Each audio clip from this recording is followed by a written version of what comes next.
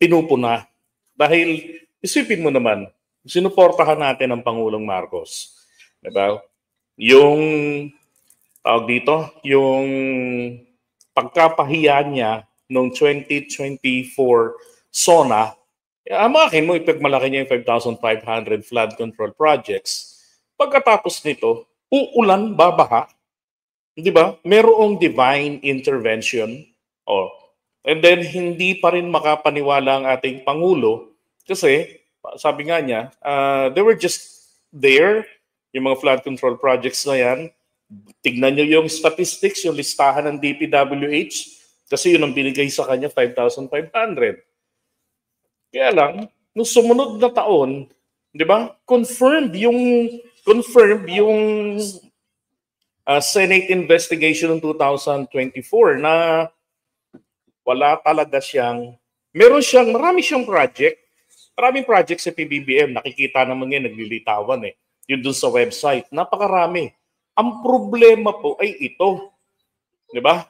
Mula noong 2022, ninanakaw yung pera. Oh. Di ba? Yun ang tonight tone down. Ninanakaw yung budget sa flood control.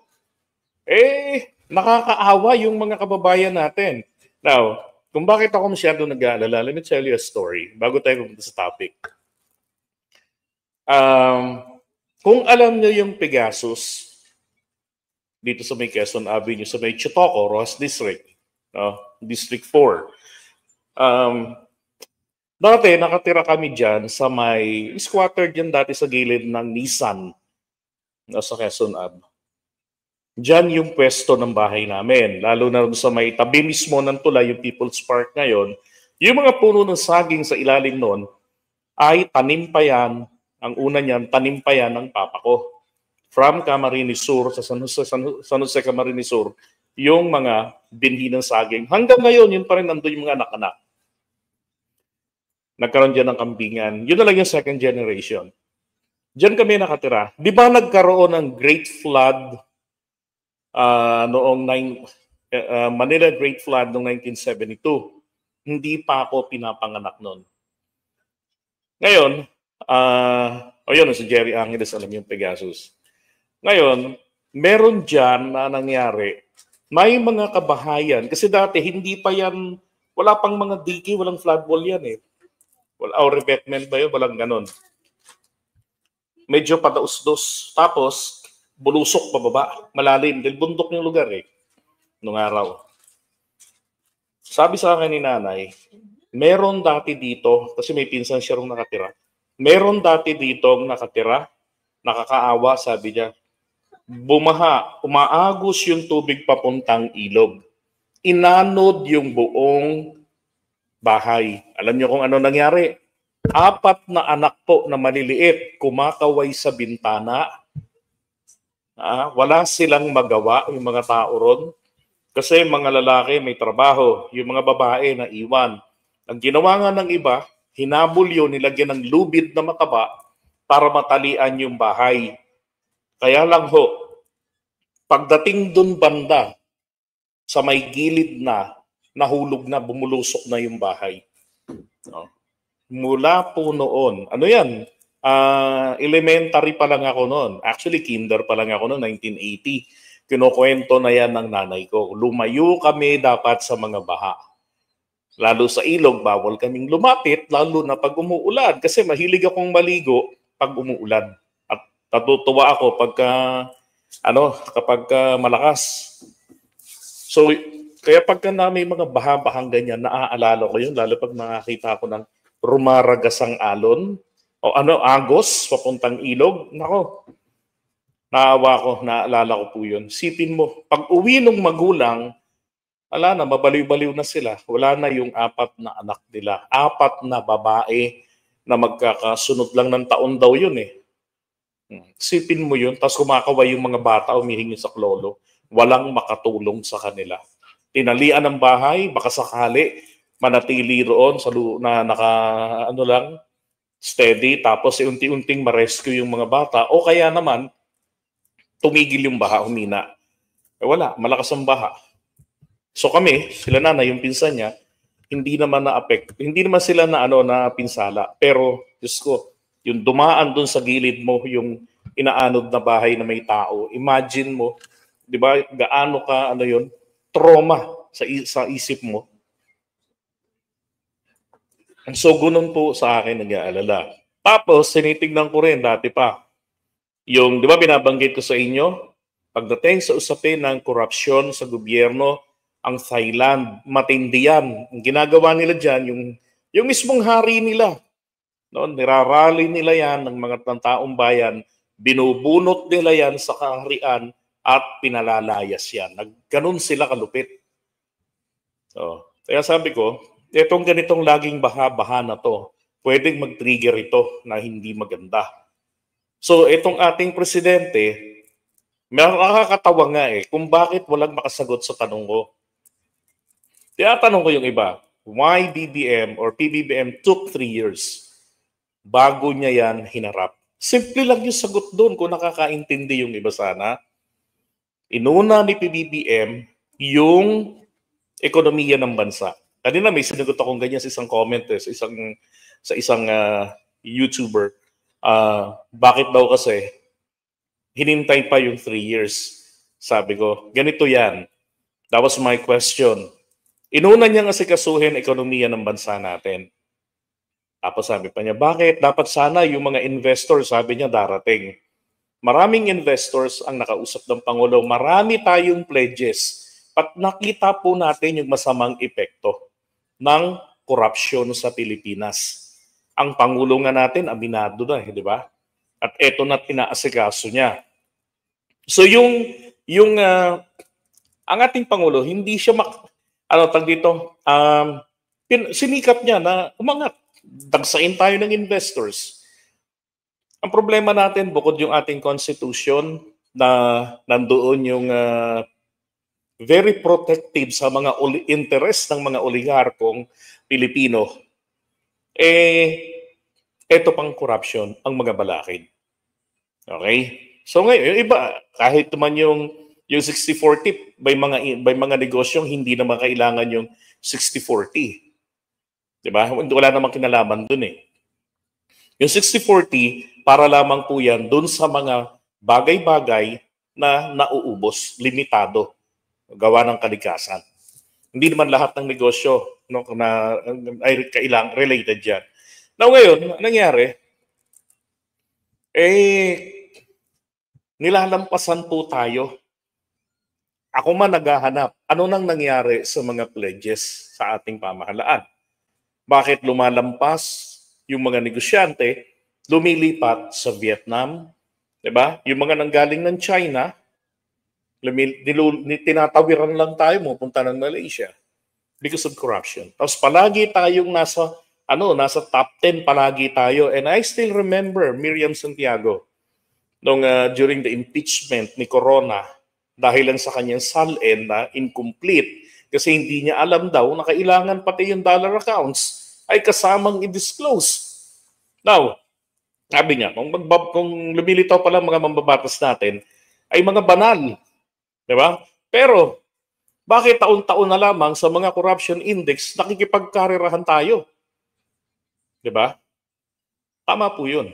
So, ito yung pagkakataon ngayon na mabuti ka, inasikaso ng Pangulo natin. Duterte time took 4 years bago niya to hinarap. Meron pa siyang Presidential Anti-Corruption Council, PACC, di ba? Panito yun. Basta yun na yun. Yun ang mamumuno ron. Pero alam niyo ba, hindi po ni pangalan ng damuho na yun, hindi po niya inasikaso. Hindi po niya pinangalanan ano ang pangalan ng impaktong yun? Teka ha. Si Greco Belgica. So October 26, 2020, lumabas yung isang quote card ng News 5. Doon po sinasabi ng tinanggihan niya. Sabi nga niya, I don't want to do blind items or make a bulletin board or a noise board of our investigation. Dahil kung sasabihin ko kung sino ang aming mga iniimbestigahan bago pa sa inquiry, di para ko nang sinabi, doon na nahuhulihin na siya. And that will compromise our investigation. Our reports will be submitted to the President and to the appropriate agency in courts to conduct the investigation. Ala naman pong nangyari dyan. Next niyan ay nagdadaldal na si Digong, di ba?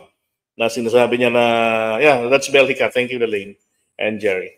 Sabi ni Digong, alam niyo, malala ang corruption diyan, rampant diyan sa DPWH. Yung ghost project, wala talaga yung delivery. Kaya nga ghost eh. Oo. And after that, wala na. Diba? So ngayon, etong ating Pangulo, sabi ko nga, ang bagal simulan nung council na dapat kasi ako, yung council, bago pa siya nagsalita sa SONA, tingin ko na nagsalita ang Pangulo sa SONA natin, he is not yet ready. Talaga lang bago siya mag-SONA, dumating na naman yung divine intervention na bago siya mag-SONA, di ba, bumagyo, bumaha. And then, ang araw ng SONA niya, ang ganda ng panahon. Nag-cover pa nga tayo sa labas doon. Now, nung araw ng SONA ng Pangulo, he was very, very emotional. Kung napansin niyo yung tono niya, yung boses niya, condescending doon sa mga kongresista. Diba? Nakita niya na na niloloko siya. Meron siyang dating pinuntahan, sinabi sa kanya, lalagyan natin ng ganito. Pero ano ho nangyari? Pagdating niya uli, wala pang nilagay. Ano nangyari doon sa ilalagay? Ano nangyari doon sa pera? Yun ang nakapagpainit ng ulo sa Pangulo. Kaya sinabi niya na, mahiya naman kayo. Naalala ko yung sa NBN, CTN broadband deal, si Losada. Siya yung nagsabi naman noon na control naman, control your greed, sabi naman niya noon. Diba? Pero sa Pangulo natin, matindi. Bakit yung sinabi niya na yon? Kasi itong flood control anomaly na to, itong flood control scam na to, mas matindi pa ito doon sa Napoles PDAP scam. Bakit? Kasi nandito mismo, taga-gobyerno, taga-executive department, DPWH, ang mga sangkot. Diba? Sila yung mga, katulad yung mga district engineers, di ba naalala nyo noon ko pa binabanggit, bakit dyan sa COMELEC hindi nawawala ang korupsyon? Bakit dyan sa DPWH? It's because of the people that stays. Yung mga career officials, pagpalit ng presidente, sila naiiwan. Kaya wala silang pakialam kung mawala ang Pangulo o hindi.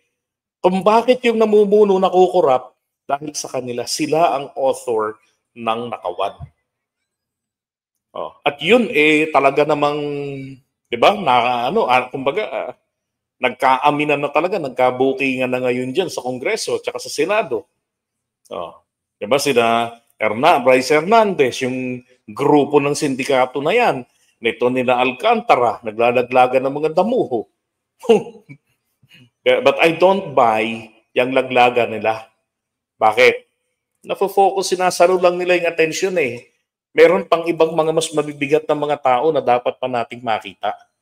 Dapat silang papanagutin, pati yung mga gusto nilang protektahan, dapat ding papanagutin. Tama? Ngayon,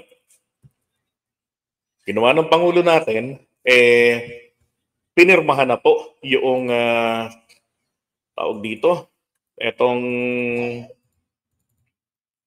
executive order. Ayan diba? Executive Order number 94. Yung lumilikha ng Independent Commission for Infrastructure. Dito, nung tinitignan ko to kanina, for infrastructure, tapos ito pala ay naglalayon na imbestigahan po yung mga kabalbalan na nangyari diyan sa mga infra natin, mga proyekto ng pamahalaan sa nakaraang 10 taon. Patay tayo ngayon. Patay kayo ngayon pala nito. Yung mga masyadong nagwo-worry, di ba? na baka mauwi na naman yan sa Duterte, dapat lang naman po kasi talaga na makakarating talaga doon. To justify that, ito yung aking punto doon. Kasi kung si PBBM yung, sabihin ko na sa inyo, 9,000 na po ang flood control project sa listahan. Pare-pareho po ang ginawa ng DPWH, patsi-patsi, nire-repair yung existing. So ngayon, ang ginawa ngayon nila, kailangan pong malaman ano yung ni-repair na proyekto. Ano yung inulit lang yung pondo, yung proyekto, tapos ghost project pa. Yung iba naman, merong existing na ginawa kung nakasingil, di ba? So 2025 po, pababa 10 taon. So abot ito hanggang 2015, covered na covered ang panahon ni Digong. Bakit po covered na covered ang panahon ni Digong? Bakit hindi po dinamay ang panahon ni Pinoy? Panahon ni Pinoy, nagsimula lamang sila dyan sa flood control na yan, patapos na ang kanyang termino. Maliit lang din ang pondo nila noon. Ayaw niya kay Babe Stinson and record shows that. Na totoo. Diba? So panahon ni Duterte yun na talagang nagsimula. Mas malaki lang po ngayon yung amount. Bakit? Kasi, sipin mo naman, 2016 hanggang 2022, they remained unchecked. 2022 until 2025, they remained unchecked. Diba? Konsentidor ang pabaya na dating DPWH Secretary ni PBBM. Hindi ko sinasabing nangurap si Bunuan, ang sinasabi ko, nagpabaya sa tungkulin. Kasi kahit na ikaw po ang secretary, kailangan dyan, dahil alam mong hinahawakan mo markado ng mga tulisan. So kinakailangan ay maging agresibo ka. Diba? Maging aggressive ka dyan sa iyong sariling ahensya. Dapat lumalabas, nag-i-inspection. Dahil talamak na, talamak yan, balita na yan estudyante pa lang ako, mid-90s pa lang sa kolehiyo. Talaga namang talamak na ang kalukuhan dyan sa DPWH. Diba? Gumanda lang ang imahe niya noong panahon ni Duterte kasi very effective yung mga nagtatanggol sa kanyang administrasyon, including myself. So, sabi ko nga rin sa isang nag-comment, alam nyo, kaya hindi naging maganda ang resulta ng mga lakad ng Pangulo natin, yung mga pledges, dahil hindi po nasusolve pa ng Pangulo yung problemang numero 1 sa mga negosyante, corruption. Diba? Pero ngayon, ito hinarap na ng Pangulo natin. Kako, kung di ba naman kasi, pangit ang gobyernong minana ni PBBM. Hindi naman nalipol ni Duterte yung mga taga-DPWH. Hindi ba ako, I'm in favor of the tukbang. Basta't may kasalanan, involved dyan sa pagtutulak ng droga, sa pagsira ng buhay ng mga tao. Wala akong problema ron. Hindi ko nga kinakampihan si Kian De Los Santos, natutuwa nga ako sa sinapit niya Ba't ako maawa sa mga ganun? Maawa ako sa mga biktima na napatay, mga nasaktan, dahil nadamay sa maling gyera ni Digong. Tamang gyera, maling pagpapatupad. Diba? Naging money motivated Naging source of income and wealth. Kaya, patay dito, patay doon. Kahit yung mga tuminuuna, sumunod sa tokhang, tinutumba para kumita yung mga pulis. Di ba? Ngayon, hindi lang sa DPWH, COMELEC, Department of Education, pero ngayon po kasi, agriculture din, malala rin dyan. Customs, pero ngayon kasi, nangyayari, apektado po ang agrikultura natin sa mga bahang ito. Imagine, lugar namin na hindi binabaha. Sus Maria Josep, nung nakarang umulan lang ng wala pang 2 oras, yung kalsada, binaha agad. Para bahain yung lugar namin, kailangan namin ng malaundoy. Malacarina. Aba, konting ulan lang eh. Sabi na sa akin dito, uy, hindi ako makapuntang palengke kasi baha ang kalsada. Saglit lang na ulan. O, ang G. Araneta Avenue, palagi ng baha yung kanto ng Irod. Sus Mariosep, dati kailangan ng matagal ng ulan bago yan magkabahaan ng malala. Now, dito, sa ginawa po ngayon ng Pangulo natin, na pinirmahan niya na ito, sabi nga rito the ICI is also mandated to secure documents, sarap, from Congress relevant to its investigation. When we say Congress, kung ano yan, Senado. I still remember sa press con kanina si Ting Lacson, sabi niya, yung kanilang mga matutuklasan, papadala agad nila yung mga dokumento, yung mga pruweba nilang makukuha diyan po sa independent commission na binuo ni PBBM o Eddie Bongga. Di ba? So yun. Okay, walang tulungan ito, kumbaga, wala pong bida-bida. Walang ganon. Tulungan talaga sila. Tama yan. And then, recommendatory din po pagpa-file ng mga kaso. Okay? Pero binigyan sila ng kapangyarihan na makakapag-citing contempt, makakapag-supina. Ito pong grupo na to, di ba? Initially may pinangalanan na ang Pangulo. Alam ko, three-men commission ito eh.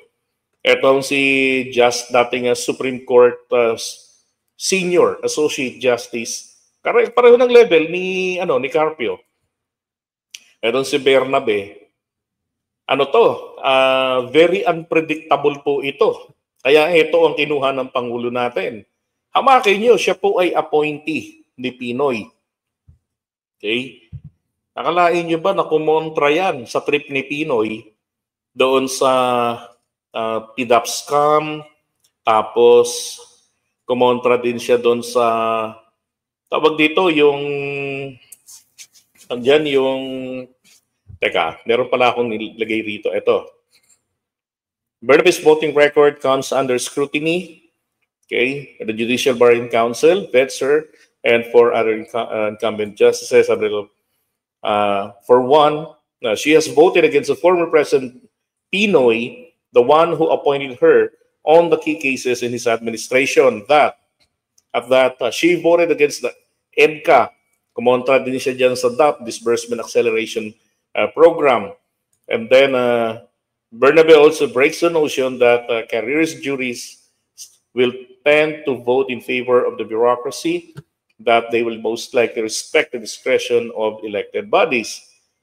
Diba? And then yung kung saan yung mga siya rin yung mga ponensya doon sa pork barrel scam. Na yung PDAP na nag-declare, that was 2014, na ito ay unconstitutional. Okay? Kaya nakita ng Pangulo natin na okay ito. Kasi hindi ito tumatanaw ng utang na loob. At lalo ngayon, diba? Pansinin nyo na lang, yung bumubuo, walang politiko. Sabi naman ng Pangulo walang politiko na isasama siya dyan sa komisyon na yan. Pero, ito na po ang iyakan ngayon. Alam nyo na ang iyakan ng kabilang kampo? Dilawan na naman yan Appointee ni Pinoy Diba? Oh. Tapos si Justice Carpio. Yan. Maraming mga kababayan natin ang nagsasabi dapat piliin ng Pangulo natin si Justice Carpio. O eto na, pinili na ng Pangulo natin. Malakas pa naman siya, malinaw yung isipan niya ni Carpio, di ba? Maraming issues so talagang naririnig natin siya. At saka, pagdalo na kapareho ng Pangulo natin doon sa laban sa West Philippine Sea. Plus isang tax expert, isang accountant diyan sa Sisip Gores Velayo law firm ang kinuha po ng ating Pangulo. Kasi kapag kausapang pera, di ba? Madaling makalkal yan Ito ba, akma yung inyong kayamanan sa inyong binabayarang buwis? Sabihin man natin compliant, nagbayad ng buwis, malaki. Teka, bakit masyadong malaki? Di ba? Maano talaga, kung imagine nyo na lang, ang team ni Ping Lacson na kayang-kayang i-trace yung mga nag-insertion. Di ba? E di lalo na itong eksperto dyan mula dyan sa Sisip Gores and Dalayo law firm.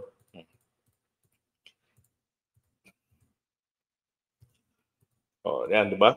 Yan yung pinirmahan ng Pangulo natin. Available naman to online. Pwede yan mabasa yan. Yan, yan. Kaya ngayon, yeah, kahit sa NHA, di ba? Meron diyang mga tumatanggap ng lagayan talaga. Totoo yan, marami. Kaya sabi ko nga talamak. No? Kasi hindi sila pinupuna, hindi sila binabanata ng Pangulo with iron hand. Ngayon, eto na. Oh, and besides, di ba, may website. Nakalatag ang mga proyekto ng Pangulo natin. Correct, daming iiyak talaga, Mami Piar. Diyan. Kasi nandun yung mga proyekto Taong bayan. Noong isang araw, 10,000 lang mahigit yung complaint doon sa sumbong mo sa Pangulo. Ngayon po, mahigit 2,000 na ho ang complaint. Sipin nyo yun. Di ba? Sigurado yan. Kaya lang, ang tutok ngayon dito, infrastructure. Kaya po yung mga hindi pa mahahalungkat dito, magpakatino na kayo, 'di ba? I-ano niyo na, i-rectify niyo na yung mga pagkakamali niyo. Oh. Dito yung mga maiimbestigahan dito. Sabi ni Ping Lacson, hindi naman ito, pati yung investigation ni Lacson, hindi po pang 2022 lang hanggang 2025. Kapareho rin dito. So, ayos na ayos yan. Alam niyo naman din si Senator Lacson, di ba? So, kaya lang kasi nga ayaw ng Pangulo natin na may politiko. Ako gusto ko si Lacson nandyan kesa kay Torre. Kasi kay Torre, eto kung bakit ayokong kasama rito si Torre.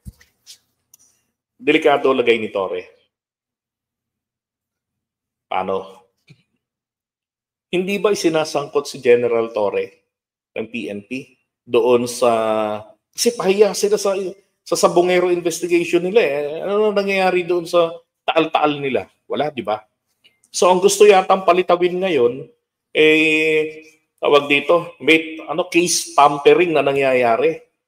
At ang isa nasangkot, etong si General Torre at saka si Brigadier General John Fajardo na sinipa na agad sa pwesto ni Nartates at yung dating pagdadalhan na kay Nartates ng panahon ni Torre, si Fajardo yung nilipat doon. So delikado. Para sa akin, manatili si Torre sa kanyang posisyon. Total, wala siyang trabaho na mabigat. Wala siyang mabigat na obligasyon. 4 na estrella nasa balikat niya. Mahabang panahon niyang pinagsikapang makuha yan. Di ba? Tapusin niya yung kanyang termino. 1 taon na lang naman Pag magretiro siya na merong 4 na estrella. Tapos, kung gusto niya na magtrabaho pa, he can build his own career na malayo sa mga politiko. Marami siyang nasagasaan pag sumali siya rito. Baka magulat na lang tayo, merong may imbestigahan. Tapos, ituturo si General Torre. Di ba napakadelikado? Tsaka marami pa namang marami pang mga magagaling na may mga kakayanan talaga sa pag-iimbestiga. So, yan para sa akin. Ano yun, sabi ni Jerry, 77 years old na ako. So palagay ko, panahon pa ni Macapagal, meron ng anomalya sa mga karamihang department. I totally agree, sir. Totoo yan. I remember, sinabi yan ni Apo Lakay, yung tatay ni PBBM, bago pa siya maupo sa pamahalaan, may issue na ng matinding korupsyon. Matindi na ang korupsyon nun. Naririnig ko rin yung kwento na yun sa panahon ng papa ko. Pero pa silang binabanggit natin sa kwentuhan nila, mga matatanda, yung isa sa mga dating presidente na inaakusahan ng Gintong Arenola. Baka may nakakaalala sa inyo nun. Hindi ko lang maalala kung si Garcia ba yan, si Macapagal. Pero dati yan mga naririnig ko sa kanila. Issue po yan ng korupsyon. Panahon pa, bago pa dumating si Makoy sa pwesto. Kaya ngayon, abangan na lang natin kung ano yung magiging resulta. I'm really, really excited sa pagsisimula ng trabaho ng grupong ito. Yan.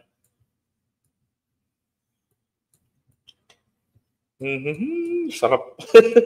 Sarap basahin to kanina eh. Kaya marami tayong topic eh. Pwede, available naman to online.